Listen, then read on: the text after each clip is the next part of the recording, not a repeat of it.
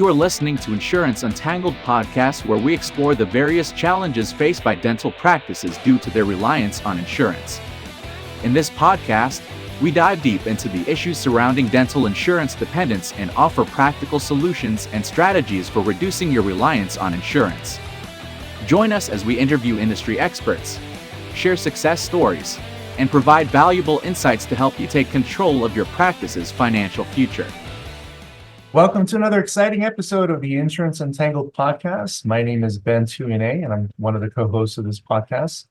We built this podcast and dedicated it towards helping practices that are tangled up with insurance. We talk about things that help practices take more control, create a bigger, better, and brighter future for you, your patients, and of course, your team members. So today, it's just going to be Naren and I. Today, I'm going to be interviewing Naren. Naren, how's it going? I'm doing great. Thank you so much, Ben. Really appreciate the topic we're going to be talking about today, and I think it's a fun topic. Yeah, I do too. And of course, we excuse Jordan. Jordan is not feeling well today, so hopefully he'll join us on the next series of episodes. So Naren, today we're going to talk about, of course, you being the marketing expert. There's always something to be said about learning from our clients, right?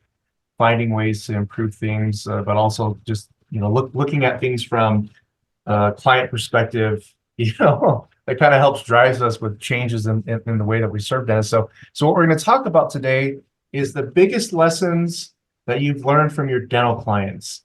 The first question I have is, successful practice owners know a few things that are critical to their success. They're good at focusing on them. Good practice owners are really good at focusing on things that are critical to their success. In your experience, Naren, and working with hundreds of dental practice owners, what do you think those focuses are for these successful dentists? Absolutely. I think, so that this podcast becomes effective, I'm only going to focus on three things. And I really think if you can master these three things and you really live by these three things on a day-to-day, week-to-week, month-to-month basis, you're going to be successful. And my experience comes from, having worked with dental practices going back to 2008. So, close to 16 years or more than 16 years. I think my very first dental practice, I started working with them in 2007. But anyways, when you look at the full year, it was 2008. So it was somewhere in the middle of 2007 is when I first started working with a dentist who said, hey, you are crushing SEO. In Chicago, there are 10,000 dentists that I'm competing with. Can you help me get on page one and beat out all these 10,000 other dentists? And I'm like, yeah, sure, we can do that. And then one of the things I started noticing right from the start, even with that very first dentist, is the best ones have some attributes. And today I'm going to talk about those attributes. The very first attribute is they're masters of delegation. For example, that dentist that I was talking about who literally helped us found Equa because he became our very first client. And to be honest, he's the one who pitched me on this idea of like, hey, why don't you do SEO for dental practices? Because if you can beat Amazon in SEO, you should be able to beat 10,000 of the dentists. Is they realize they can't do it all. So they try to encourage and work with others who have a passion with something they need. But how do we do it in a way where it's a win-win? So the doctor who's spending time with me, encouraging me to really master SEO and really master, getting new patients through digital marketing, realizes me doing well means he's doing well, right? Because he now has an unlimited supply of patients at a fraction of the cost of what his competition is paying for with Google Ads and stuff. So they tend to focus on delegation. They tend to, I've heard of other stories where some doctors would encourage the people who work for them, maybe an assistant, to become a hygienist or even become a dentist. So they would support them. They would, really, really encourage them, like see something in them, believe in them, and really support them. So they really believe in this delegation and helping others grow. And they do it from a heart of win-win, right? It's meaning they're like, okay, if I can help this person succeed, you know what? That's good because in the long term, I'm going to be better off too. So they really master delegation. The second point I want to make about delegation is, so let me just talk about the 3 points and then we'll dive into each one. The second point I want to talk about is they are win-win people, meaning they're not win-lose people, nor are they lose-lose people. So lose-lose is like, we blame each other, we point fingers, and we go around in circles blaming each other, right? That's lose-lose. That's unfortunately majority of the people we see in the world, right? It's always somebody else's fault, and like that kind of a mindset. I'm not saying majority, but a significant number of people have this lose-lose mentality. They have kind of given up. They're like, things are the way they are. It is what it is. I'm just supposed to survive. They just have this survival mentality, and let me just get through one more day. Let me just pay the bill one more day. And I think they've kind of given up. So they're the ones I'm calling lose-lose. Win-lose is like, I want to win, but really I don't care about the other people. And actually, I like it if they lose, because it gives me a sense of satisfaction that they're losing. So that's the second type of people. And of course, we don't want lose-lose or win-lose. Like Stephen Covey talked about in his book, the game-changing book for many of us who have built successful businesses and successful, institutions. It's this idea of win-win. So how do you lift others up and at the same time, you succeed as well? So the idea that we live in a limited world where if I have some resource, you don't have it, meaning scarcity mindset, right? That's the win-lose people. And then the win-win people are abundance mindset. The world is, has infinite potential. I can win and you can win and we can make the world bigger, right? If you think about it, the economy of the world today versus the economy of the world 100 years ago, it's much bigger. That means we created new things. We created new things we didn't even know we need or want or have. So there's no limit to how far we can go. Today we are imagining about becoming a multi-planetary species. And of course, there are some people who are driving that, right? So there's no limit to how far humans can go. Like you can continue to grow, continue to make tomorrow better. And the last attribute of these successful practice owners is they focus on growth. They are growth minded, meaning they're growing as individuals, they're learning, they're growing as people. So if they have any limiting beliefs, limiting ideas, whether it's win-lose or lose-win, any of those limiting things, they're willing to let it go. They're willing to replace it with the mindset that is a good mindset for them. In the case of replacing win-lose with win-win. So they're always growing. Of course, we are not all grown with all the answers, we are not all born with all the answers on day one. Rather, we grow into it. So they continue to grow. So they're growing through learning. They're growing by looking at other people who are, who they can emulate. And also, they're growing their practices. Like they want every year to be their best year yet. They're not happy when this year is same as last year, or this year is a little worse than last year. So they set targets. They're goal oriented. They say, okay, this year I'm going to grow 10%, 20%. And then they think about how I'm going to do it. What's key for my success? And they go after it. They don't talk about problems and excuses and, oh, well, I have this issue and that issue. And yeah, poor me. That they don't have those mindsets. They're like, I can do anything. I'm going to make this year better for me, my team, my family, my patients than it was last year. I'm going to figure out how do I do that, and then they go do it, and they just do it year after year after year after year. So their life is something they look forward to, as opposed to something that it's like, oh man, I wish it was Friday. Like I hate going to work and so forth. Yeah, no, that's awesome, Naren. Very good attributes, positive attributes, and just in a person in general, right? Looking at things on a positive note. So I like what you talked about delegation. When you think about masters of delegation, what I think about, is an organizational structure where everybody knows their roles, right? Where not one person is creating a bottleneck for the growth of the company. Can you explain and expound on your thoughts of this whole concept of being a master delegator? Yeah, most of us are born technicians, right? Meaning, we start out as technicians. You are a dentist, you know how to take care of oral health. So you have some skills, you go to school, you master it, and you come out, and then you realize you could answer the phone, but maybe you can get somebody else to answer the phone, right? Because answering the phone may not be the best use of your time, given what you can do with it. Because if you're answering the phone, maybe you're getting paid $15 an hour or $20 an hour, as opposed to when you're doing high value services as a dentist, you might get paid $1,000, $2,000 an hour, right? So you start realizing that for you to grow, you need others. And you need others who love what they do, not, who are different from you. So the masters of delegation realize that every successful business that is not, dependent on them has other people who are exceptionally good at what they do. So they are proactive. They think about, okay, what does ideal look like 5 years from now?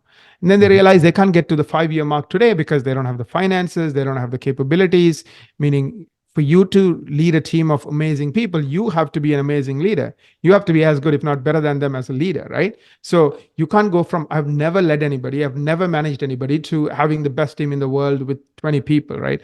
You don't have the money to do it. You don't have the skills to do it. So they're very good at, realizing that they have to continue to grow and they have to continue to delegate. So they're always thinking, okay, 2 years out, I think that's a sweet spot. What should my org chart look like, versus where it is today? And then they're very, very crystal clear, because 2 years is a reasonable time frame, something that you can wrap your hands around. Okay, 2 years out, like right now, I have somebody who's acting as a front desk manager. Maybe I need a dedicated front desk manager. These are the duties of that person. These are the things they have to master. They have to be able to find the right people to work in the front desk and answer calls. They have to be able to train these people. They have to be able to monitor these people. Are they doing a good job? So they're very, very crystal clear on where they want to be in terms of these roles. And then they define it, and then they work with that person to help them get there. So once you define, okay, this is where you are, this is where I want you to be 6 months from now, this is where I want you to be 12 months from now, 2 years from now, then they work with that person to help them get there. Now, also, just like you have internal people, these are your employees, you also have partners, right? You don't need to hire a full-time accountant. You don't need to hire a full-time marketing person. You don't need to hire a full-time lawyer.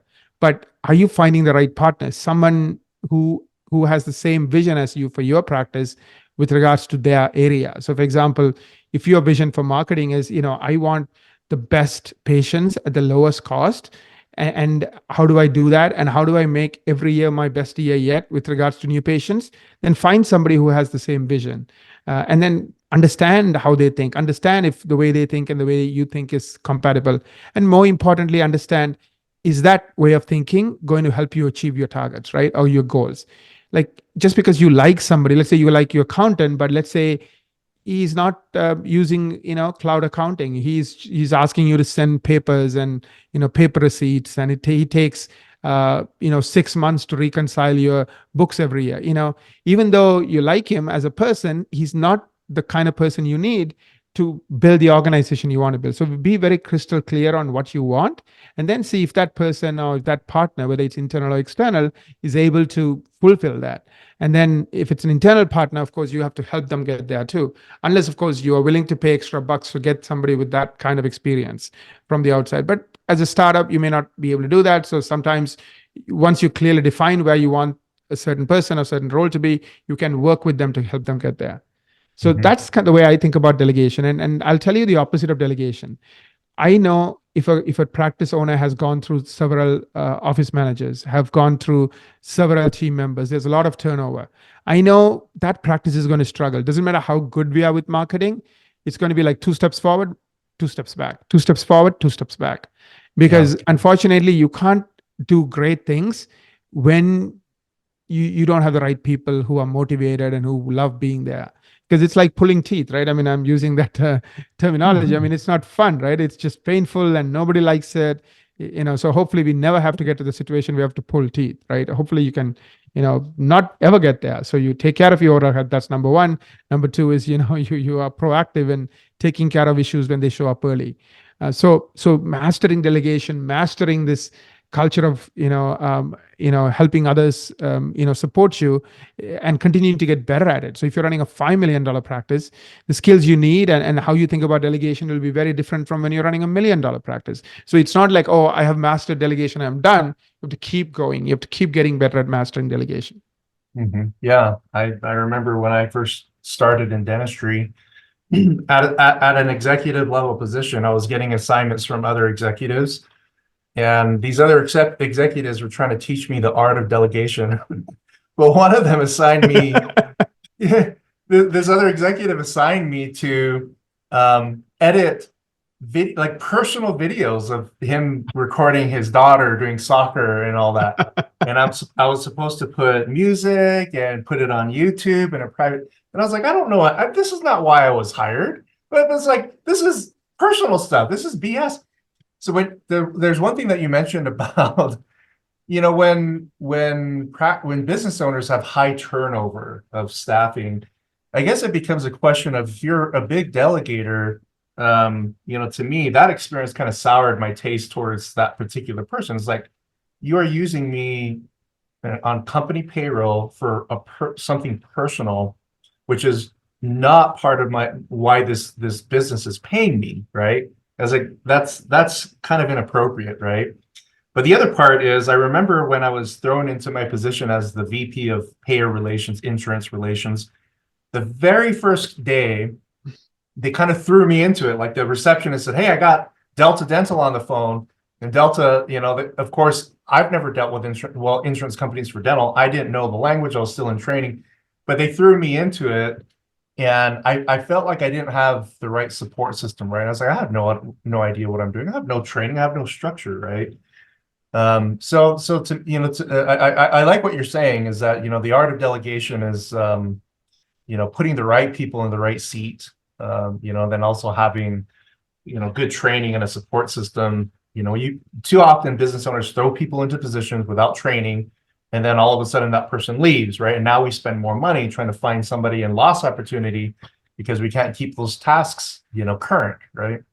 So thanks for sharing that, Naren. That kind of opened up a can of worms in my mind about, delegation. I know these are not simple So answers. I'm I giving you three things like yeah. delegation, growth mindset, and win-win. But these are like oceans, right? Each is like one is the Yeah. Indian Ocean, one is the Atlantic Ocean, and one is the Yeah. Pacific Ocean. They're fun to You can talk go deep. about. Yeah. Yeah. But let's look at the second attribute that you mentioned. Successful practice owners have this win-win mindset, right? Yeah. So the two-part question, explain that win-win mindset. And then secondly, what are some of the characteristics of people that have that win-win mindset? Yeah, absolutely. So I think I don't know where this comes from, but I think we are our kids are unfortunately ingrained in this idea of competition. Mhm. Remember what the British did as far as everything is concerned. They wanted to create human robots, right? So there's clear, so you are an accountant, you are a human robot who can do math and, keep track of numbers for the businesses they needed as they invaded other countries. You are a teacher who's a human robot who can take kids through a 12-year journey of, learning all the basics. And then, so they created all these institutions, and inside the institution, they created human robots who could do one thing really, really well. And it Mhm. worked because, as we grew as a population, we went from hundreds of millions in the people in the world to now 8 billion people. It allowed us to scale and allowed us to create prosperity because, if I can do things that 10,000 people would do, then of course, as the person who created that, let's say you're an entrepreneur, like Mark Zuckerberg, you're going to be worth billions of dollars, right? Because you're creating leverage. So it really worked beautifully. But I think one of the side effects of this education system we have is, um, you know, um, it creates competition, right? It's all about, do I get 90? Am I number one?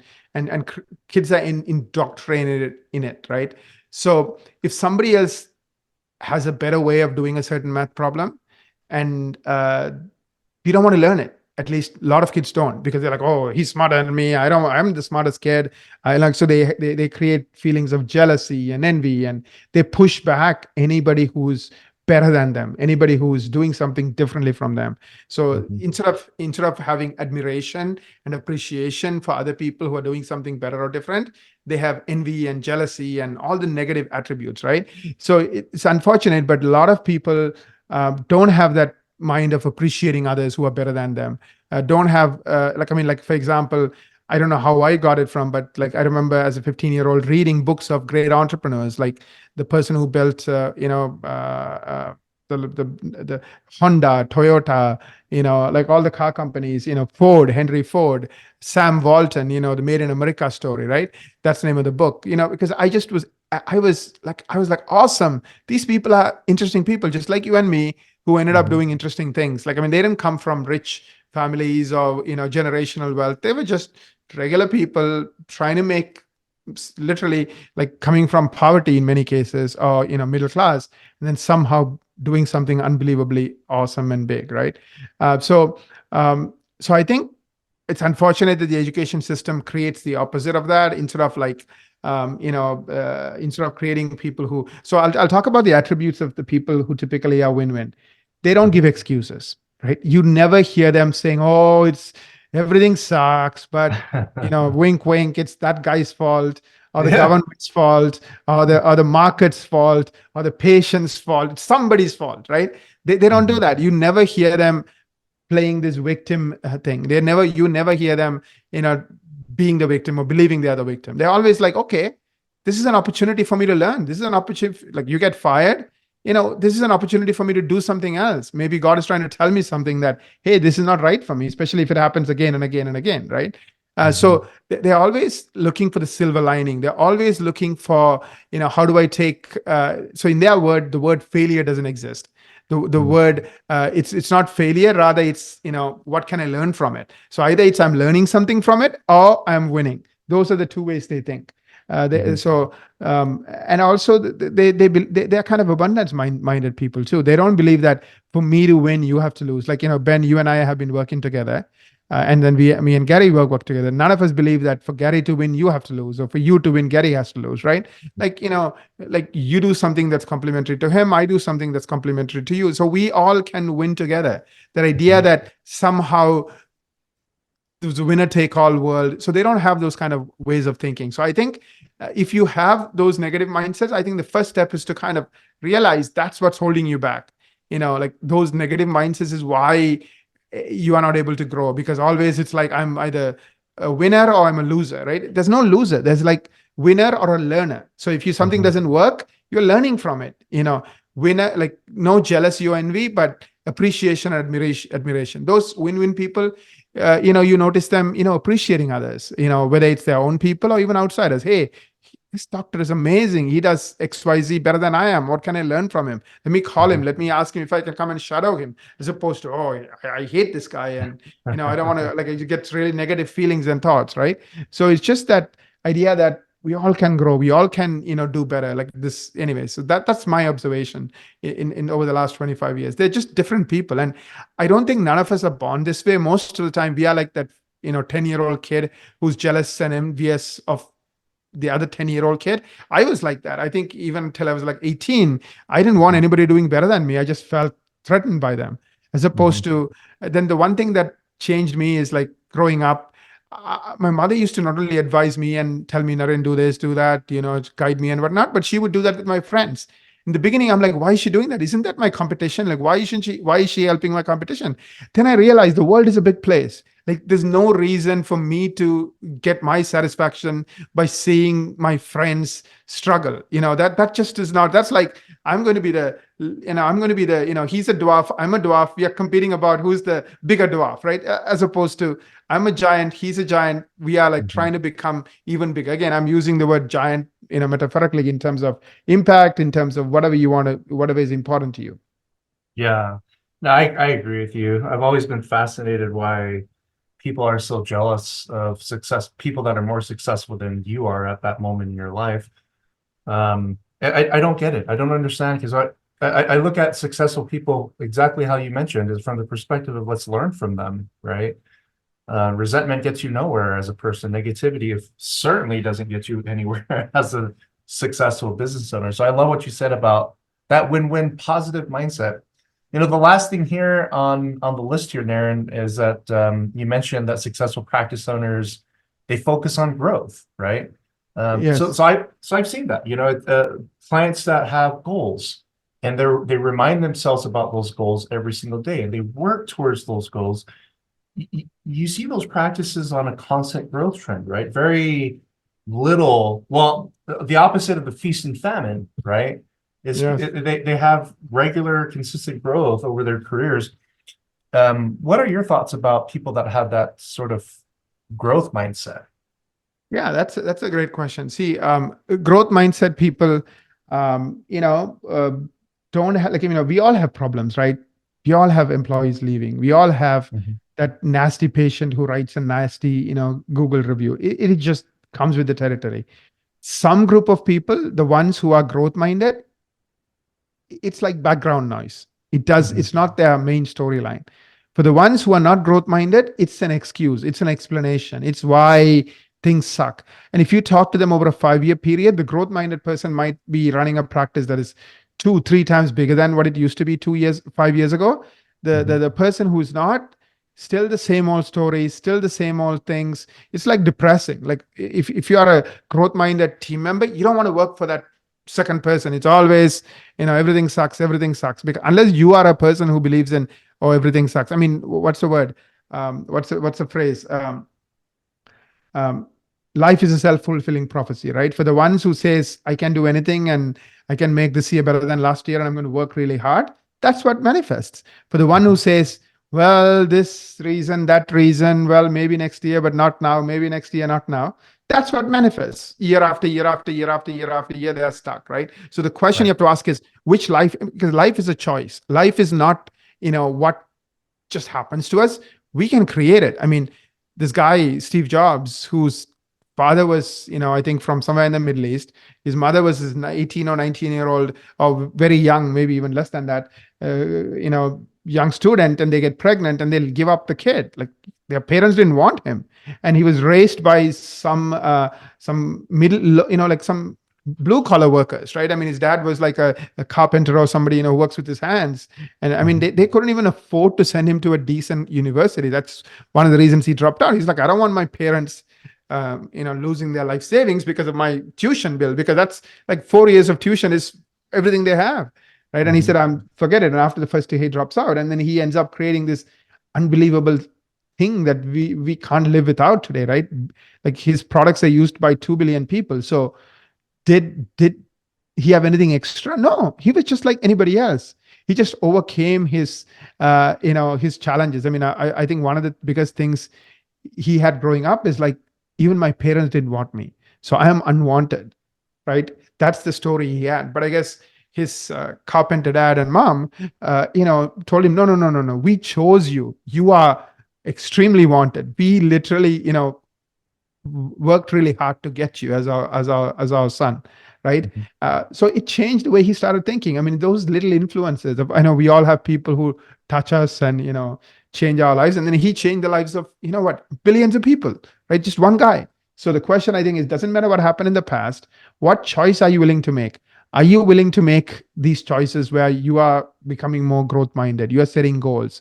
You are not giving excuses.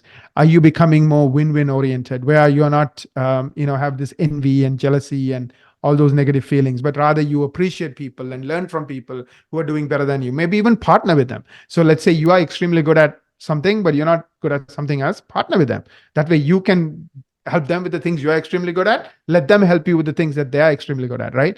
It just makes you start thinking differently. Anyway, so I hope this is a podcast that kind of makes you think. I bet there's a lot of you who already are win-win, already are growth-minded, already are doing the things I'm recommending here, but maybe even you can hopefully say, okay, how do I take it to the next level? How do I even think about this even more and work on this even more? Yeah, absolutely. I love it, Naren. I think all those areas those 3 areas that you talked about are quite fantastic. In terms of me as a business owner, I'm kind of taking some mental notes on delegation, win-win, and growth mindset, which I think any business owner can implement and find success. Now, finally, Naren, I know that we all know that you run a marketing company, and I assume that these successful practice owners, just like Equa and your team, they focus on delegation, especially on the marketing end of things.